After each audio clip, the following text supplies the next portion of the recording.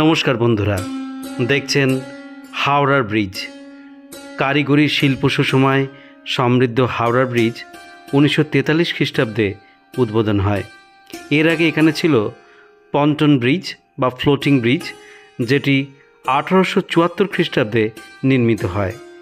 কলকাতা এবং হাওড়ার মধ্যে সংযুক্তকারী হাওড়ার ব্রিজের নতুন নামকরণ করা হয় 14 জুন 1965 খ্রিস্টাব্দে রবীন্দ্র সেতুর নামে।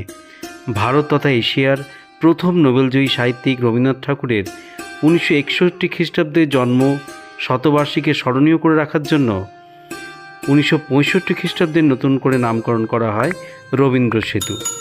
হাওড়ার ব্রিজটি 705 মিটার বা 2313 ফুট দীর্ঘ এবং 4.6 মিটার চওড়া। দুপাশে 15 ফুট করে ফুটপাত রয়েছে।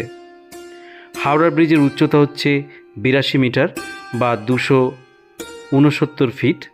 হাওড়া ব্রিজের ডিজাইন করেন তৎকালীন বিখ্যাত ডিজাইনার মিস্টার ওয়ালটন। তিনি মেসার্স রেন্ডেল, পামার অ্যান্ড ট্রিটন এই গ্রুপের চাকরি করতেন।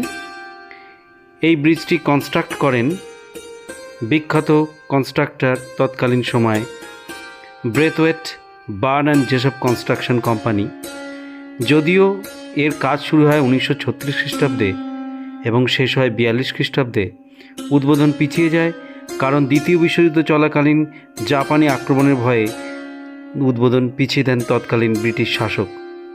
প্রতিদিন 1 লক্ষ গাড়ি আপ অ্যান্ড ডাউন করে এবং 1.5 লক্ষ মানুষ এই ব্রিজের উপর দিয়ে যাতায়াত করেন।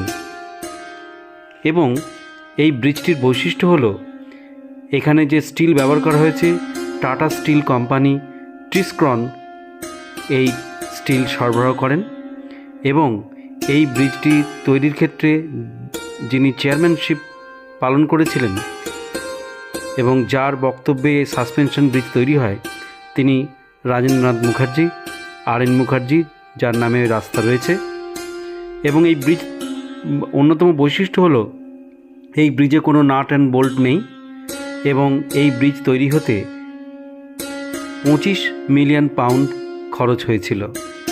জাতির উদ্দেশ্যে এই ব্রিজ এখন উৎসর্গীকৃত এবং ভারতের অন্যতম শ্রেষ্ঠ শিল্প সুষমা সমৃদ্ধ হাওড়ার ব্রিজ।